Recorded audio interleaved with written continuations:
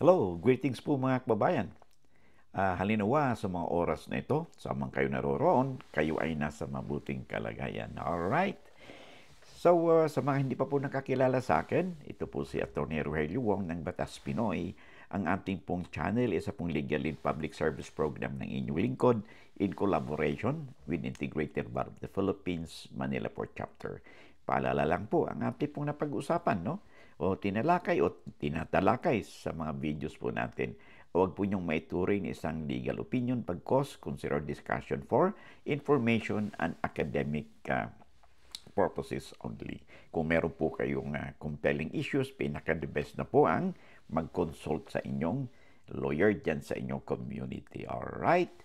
So, okay, sa mga baguhan pa lang, can I ask you a favor? Could you please subscribe po? Pakiclick po yung subscribe, no?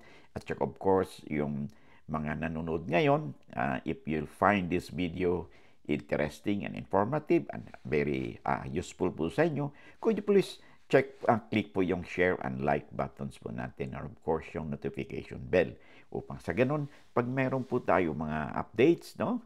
Meron tayong live streaming o meron tayong mga videos, no? Shorts, you'll be duly notified, no? Kung meron po tayong ilalabas na mga materialis. Alright? So much for that. Okay, bago tayo magpatuloy, I would like to borrow your time, okay? Ito, i-promote po natin yung libro po natin, no? Legal Handbook, no? A Daily Law Companion for All.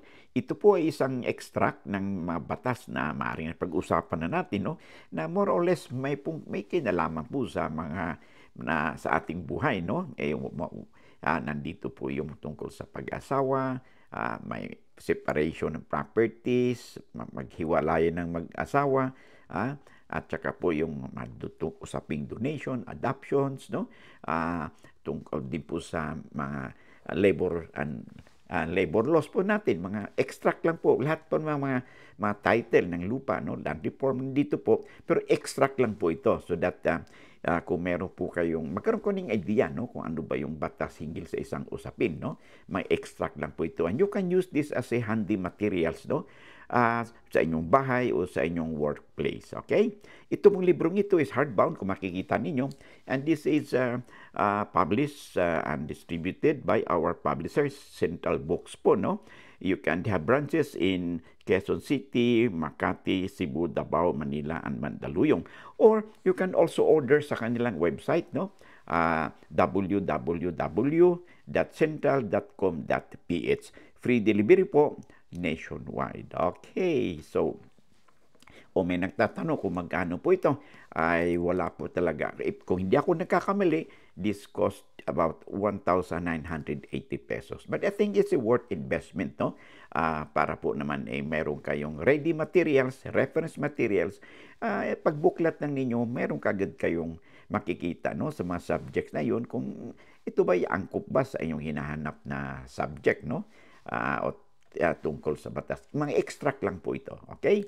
Maraming salamat. And then, another libro na i-promote po natin, of course, yung isa pong libro pa, no? Yung Handbook on the Code of Professional Responsibility and Accountability o SIPRA ng mga lawyers, mga panyeros, panyeras po natin. Kung wala pa kayong kopya, you can have your copy, no, dito sa Central Books, no? They have branches in Quezon City, Makati, Cebu, Davao, Manila, and Mandaluyong. You can also order sa kanilang website, no?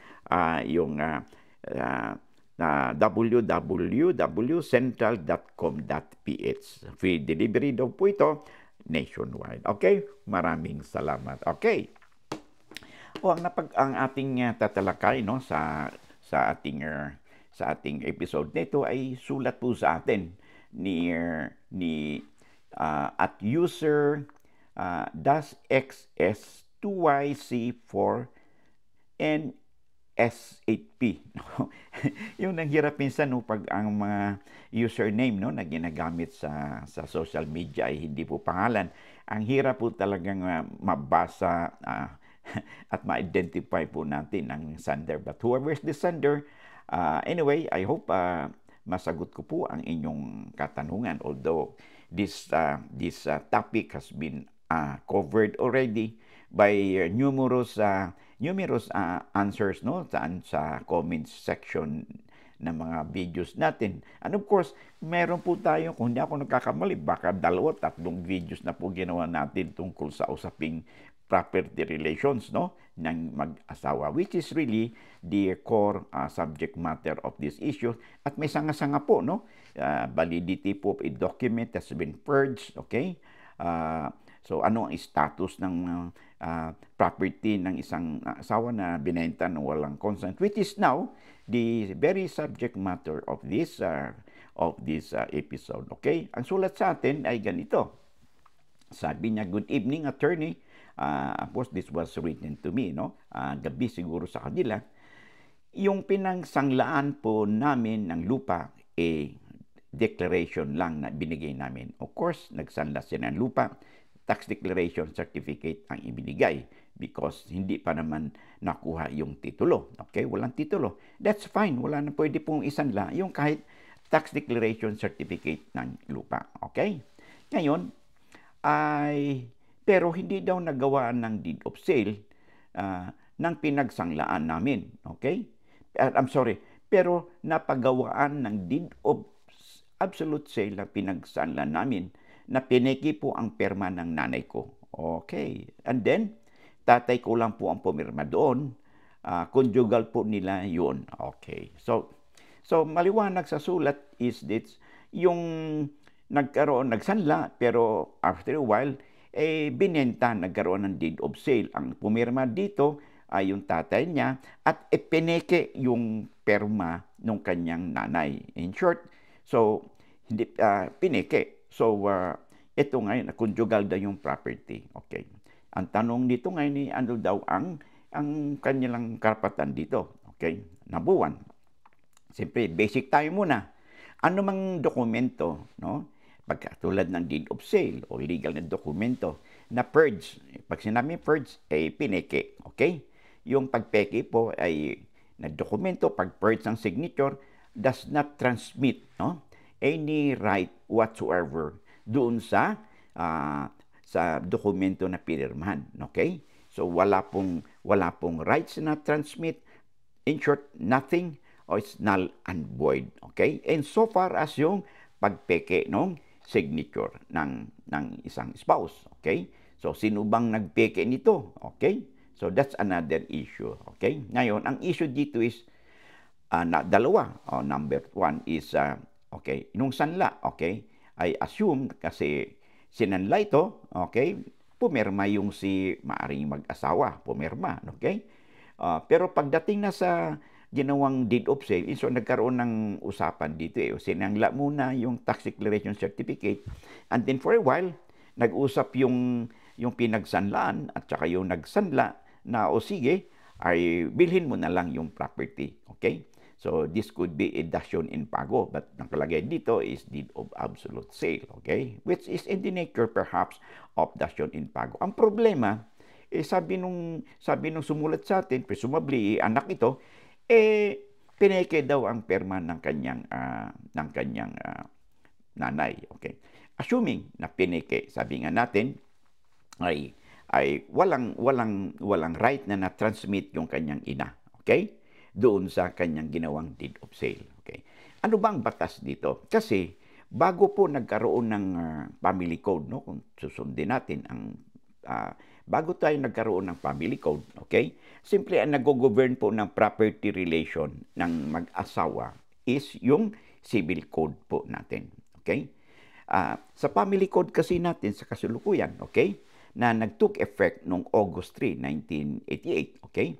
Nakalagay doon, no, sa ating family code na anumang alienation, ibig sabihin anumang alienation, anumang paglipat, pagsanla, pag-encumber, pagbenta, no, ng mag-asawa na walang consent, no, walang consent ng bawat isa is void, walang saysay. Walang saysay, void. Ibig sabihin ng void, wala. So, kung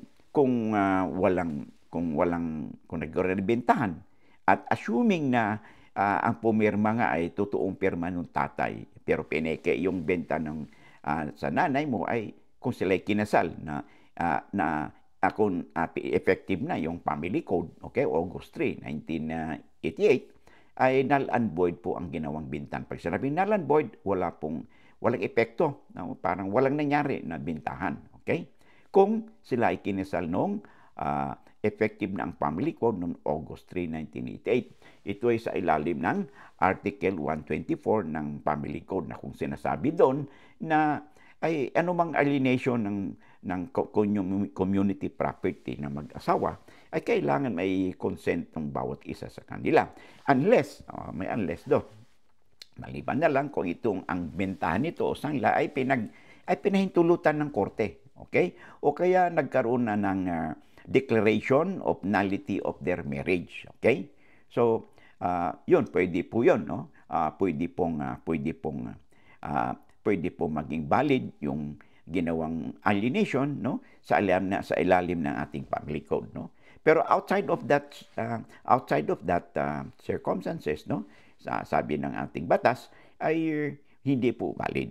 However, kung yung mag-asawa ay kinasal, no, bago nag-took effect ang Family Code, no, ang ginawang pagbenta nung asawa at pineke niya yung perma ng kanyang spouse, okay? Ay hindi void, totally void. It could be a voidable sale only. Bakit voidable? Ano ibig sabihin ng voidable? It is presumed valid until declared as void by the court. So in this sense, yung pong asawa, okay? Yung pong asawa na hindi kumumporme, mayroon po siyang 10 taon, okay? Para either pagpunta sa korte at ipabaliwala niya yung sale, okay?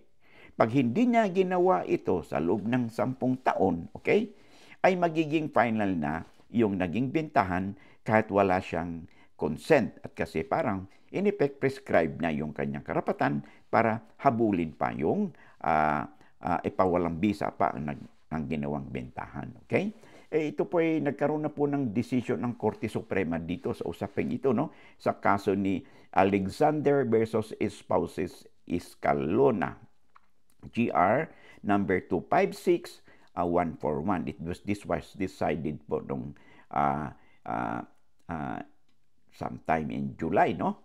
19 na-miss po ng ating encoder yung date of the year na this was promulgated. But actually, the fact na meron pong GR number tayo, we could easily cross-check this. Okay? So, yung po ang batas. No? I hope ngayon, nasagot natin, no? Yung katanungan, no? Nung katanungan ni user XS2Y, C4, and S8P. Okay? So, maliwanag po yun, ha? Okay. I-recap natin kung sakali man, ha? Tandaan natin, pag sa Family Code, kinasal sila nung Family Code, okay? Na regime na, sabi ng batas natin, any alienation, pag sinabing alienation, bentahan, encumbrance man yan, sinangla, ay kailangan may consent ng mag-asawa. Kasi yan ay community property, no? That is under Article 124 ng Family Code, okay? Ngayon, kung ang ginawang bilihan o bintahan na walang consent, no, ang isang asawa, ay it could be voidable. Bakit? Ito po isang ayon ang governing law po rito, sabi ng ating Korte Suprema ay yung Civil Code, no? For particularly Article 166 at saka yung 173 ng Civil Code as amended. So, sa ganito, meron pong 10 taon, no, si Mrs. o si Mr. na hindi nagpirma, nag-consent na either habulin ito at ipawalang bisa ito. O kaya i-ratify ito. Pag sinabing ratify, o sige, pumayag na ako, okay, bayaran mo, bibigay mo lang sa akin yung share ko. In this situation, ay pwede pong magiging final na po at maging valid na po ang ginawang bintahan sa ilalim ng Civil Code, no? sa mga kadahilanan ating na-discuss. Okay? So hanggang dito na muna tayo, and I hope ay nasagot po natin ang katanungan at if you find your the discussion interesting and informative, paki-click naman po yung subscribe kung di pa kayo nag-subscribe, share and like buttons po natin, at ganun din po yung notification bell, kasi po ang hangarin po natin dito ay ma-spread out naman yung ating advokasya, kasi po mas marami pong nanonood, the more na parang fulfilled po ang ating advokasya, kasi the more na maraming ma-share po natin ito, that means the more na magkakaroon ng kaalaman sa larangan ng batas, basic man lang na kaalaman sa ating batas, kasi maaaring ang ating pinag-usapan dito maaaring hindi applicable sa inyo, pero pag na-share po ninyo yan sa inyong kaibigan, kamag-anak o kakilala na they could be similarly situated, ay magiging helpful po ang ating mga videos. Okay? So hanggang dito na lamang muna tayo, and I hope to see you again in the next video po natin, sa ating live streaming, sa mga uploads po natin, at saka mga shorts po natin. Okay? Hanggang sa muli, at marami pong salamat. God bless.